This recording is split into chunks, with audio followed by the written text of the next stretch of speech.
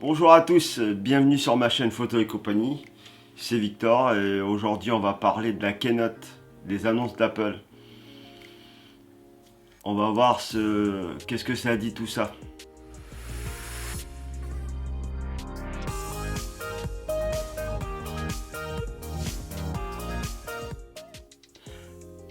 On va commencer par l'Apple Watch Série 8. Comme nouveauté, deux capteurs de température pour mieux estimer l'ovulation. Donc ce sera que pour les femmes cette fonction. Aussi pour mieux analyser le sommeil. Il y aura un détecteur d'accident, comme la détection de chute qu'il y avait déjà. Si vous faites un accident, il appellera les secours pour vous, le même principe. Et aussi, meilleure batterie. À part ça, rien de nouveau. Le design, c'est exactement la même chose, rien qui change. Donc il y aura aussi une nouvelle génération de Apple Watch SE, plus performante.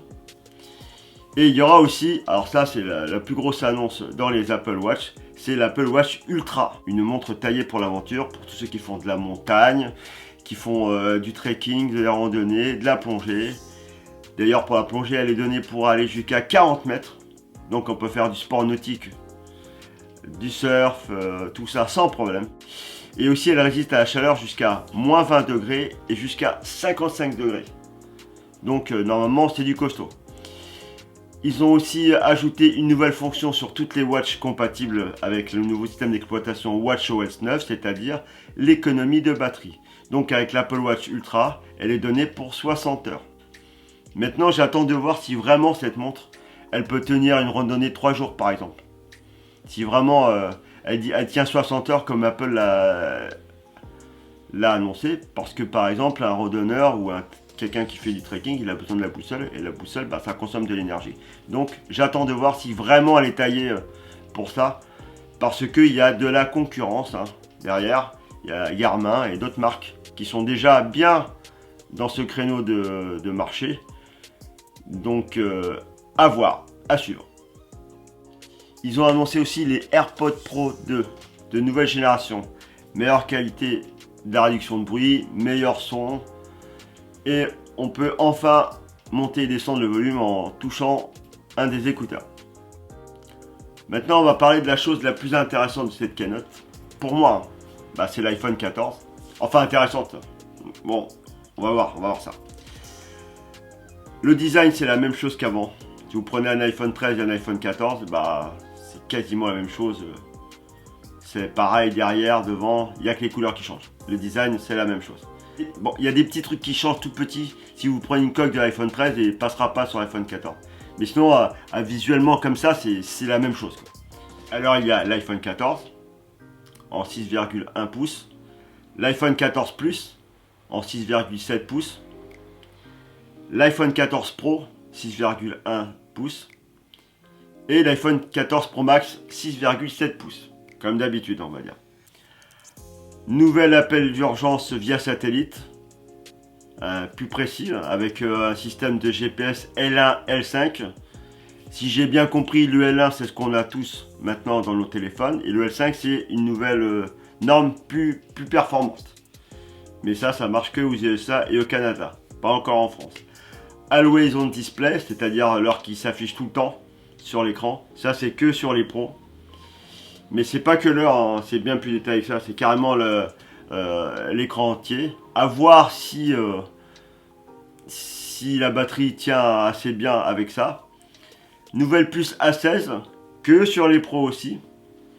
Et sur les pros, un nouveau capteur de 48 millions de pixels. Ça c'est intéressant.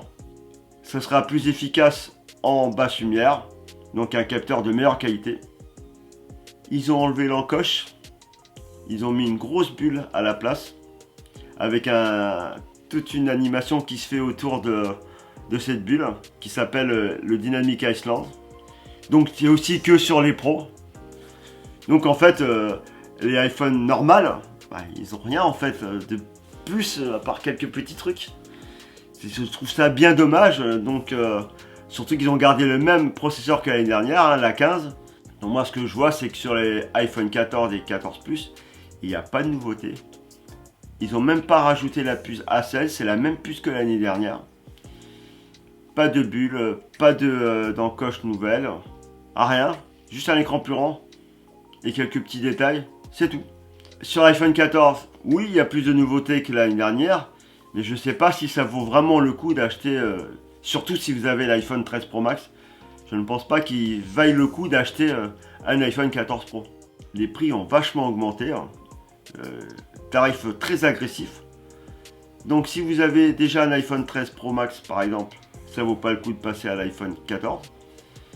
Si vous avez un iPhone 13 tout court, pareil, ça vaut pas le coup de passer à l'iPhone 14.